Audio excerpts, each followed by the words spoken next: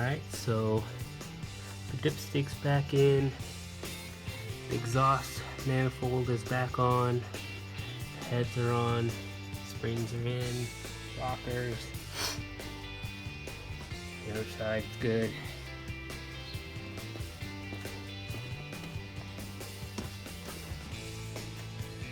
All that's back in on this side as well. The little ground is back on.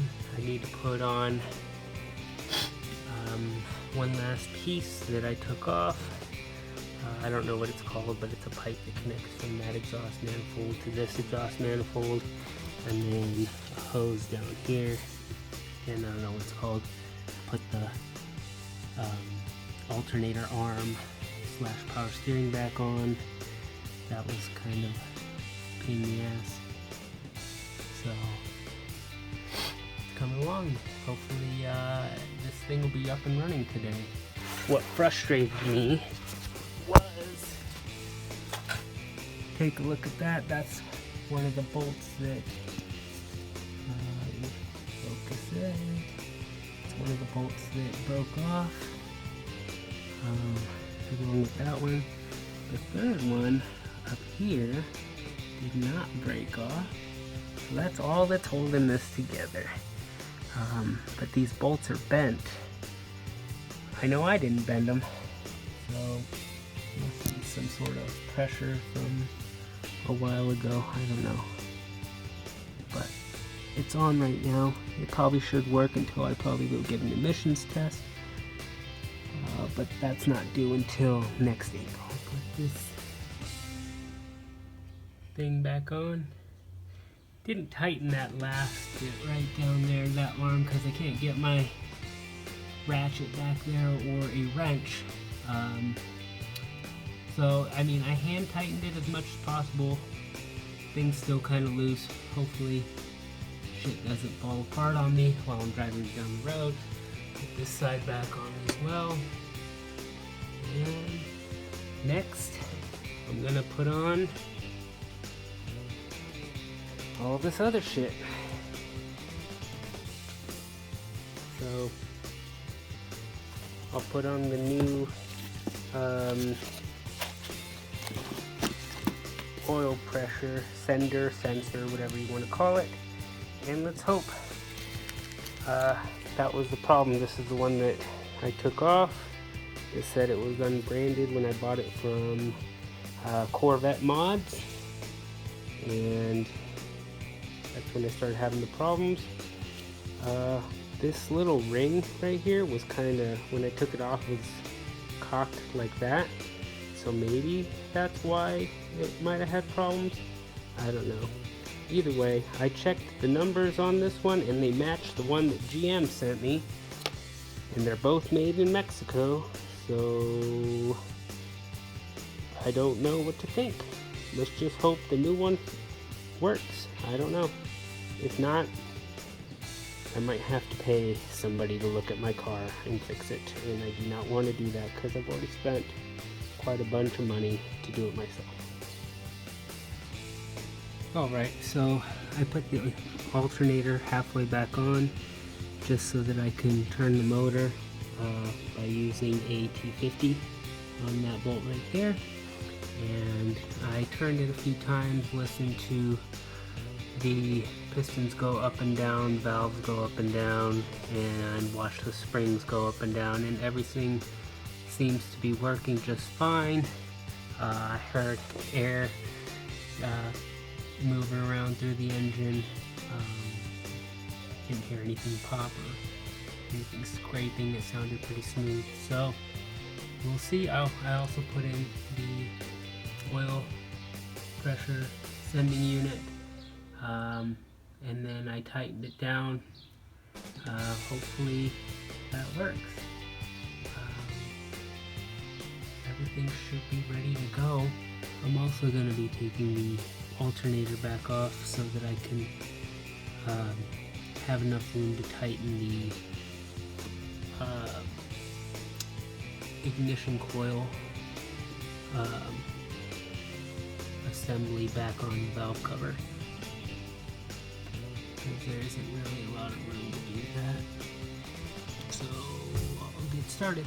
Alright, so I put the valve covers back on, put the spark plug wires in, put the PCV line and valve back through where it needs to go. I haven't tightened the valve covers yet. Next I'm going to reattach the oil catch can, and I bought some new tubing for it because I think the old tubing sucked, or had too much suction I should say. So I bought some real tubing rather than the cheap crap that came with it, and hopefully that fixes a problem that I suspected. Then after I put that on, I'll put the manifold, the intake manifold back on, and attach all that stuff back there, back to the intake manifold, tighten that down to specs, and we should be getting a lot closer. I do think I will be able to put oil in this thing, put coolant in, and start it today. Okay, everything back on, tightened to specification, or some of them were Uggy Duggies, but they're pretty tight. I put that sucker in. There's a new hose with tubing. Looks kind of plain, but whatever. Hopefully it'll work. And then now we're gonna put the coil packs on, alternator, put the belt on again, plug everything in, fuel rails, and we should be done. Okay, so the air intake is all put back together, tighten down, fuel rails, all tighten down, everything plugged back in. Down there, I don't think I'm missing anything.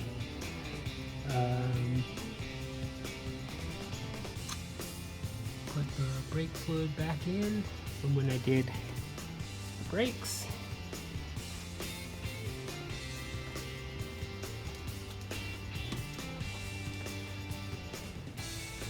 Alternator, belt, everything's all back together. I think. Let's hope I didn't miss anything or forget something that's behind there. Because if I did, I'm gonna set this car on fire. Alright, I put my antifreeze in there to about that level. I'm gonna check the dipstick now to see how full it is. Don't know how many quarts I put in. Because I had recently changed the oil, I put the old oil back in. Doesn't look like it's at the X's yet, so I'm gonna pour some more and see what we're at.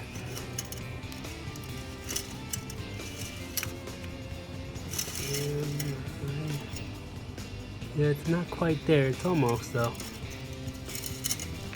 So we'll see.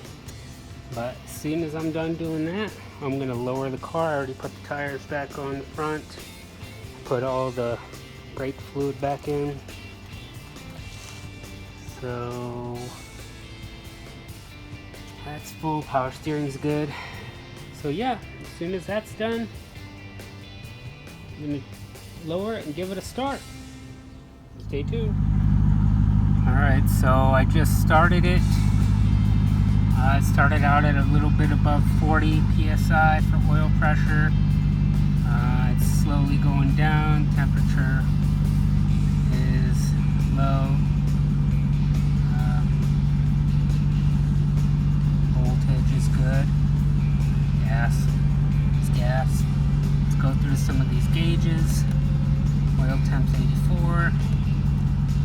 10.15 and climbing. Trans fluid 81. Yeah, that shit's broken. My PSI is going down for my oil. But, you know, that's pretty normal. I'm going to let it idle, get up to normal operating temperature, and see what it says. I'm going to keep this on, though, and I'll check back in. Alright, I'm at 207 for coolant temp. Trans fluid 147. Still 13.5 on battery. That shit's still broke. Oil pressure sitting at 30. Gauge is showing 30. All gauges look like they're working. If I push on the gas, goes up.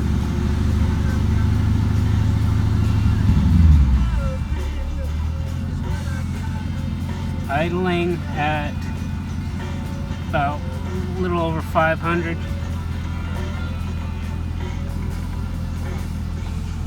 So back down to 30. I mean, looks like it's working. The test now is